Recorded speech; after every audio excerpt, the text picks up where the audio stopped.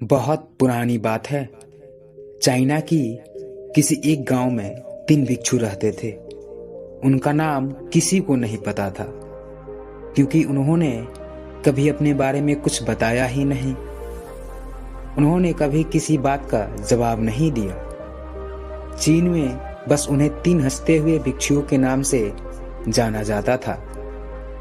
वे तीनों सिर्फ एक ही काम करते थे।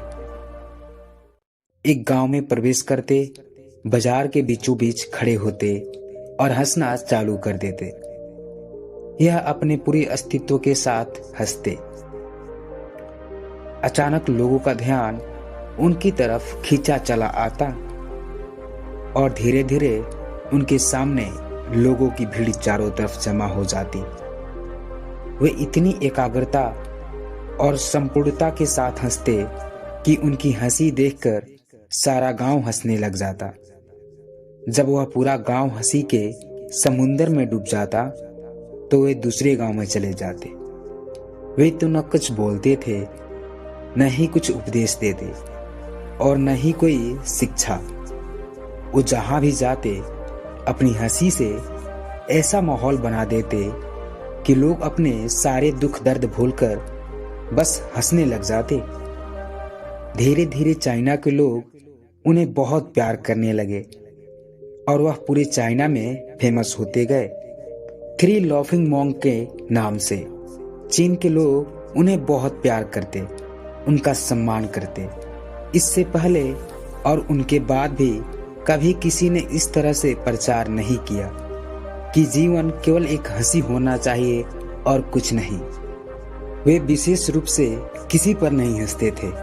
वे बस हंसते थे जैसे कि उन्होंने ब्राह्मणी मजाक को समझ लिया हो, जैसे कि उन्होंने ईश्वर की मजाक को समझ लिया हो और उन्होंने एक शब्द का उपयोग किए बिना पूरे चीन में इतना आनंद फैलाया जितना आज से पहले किसी ने न फैलाया हो। लोग उनका नाम पूछते लेकिन वे बस हंसते।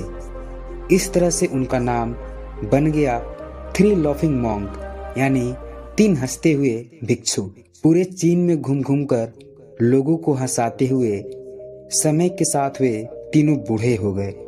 एक रात जब वे एक गांव में ठहरे हुए थे, उन तीनों में से एक भिक्षु की मौत हो गई। पूरा गांव स्तब्ध रह गया। पूरा गांव बहुत ज्यादा उम्मीद कर रहा था जब उनमें से एक की मृत्यु होगी तो बाकी 2 भिक्षु बहुत रोएंगे। यह देखने लायक होगा, क्योंकि किसी ने उन्हें रोते हुए नहीं देखा। जब सुबह हुई तो पूरा गांव इकट्ठा हुआ, लेकिन दोनों भिक्षु तीसरे के लाश के पास खड़े होकर जोर जोर से हंस रहे थे। ऐसी हंसी जैसे उन्होंने आज से पहले कभी नहीं हंसी होगी। गांव के कुछ बड़े बुजुर्गों ने उन्हें समझाने की कोशिश की। यह आपका साथी था और इसकी मृत्यु पर आपको हंसना नहीं चाहिए। तब उस दिन पहली बार उन भिक्षुओं ने लोगों से बात की और कहा, हम हंस रहे हैं क्योंकि यह आदमी जीत गया है।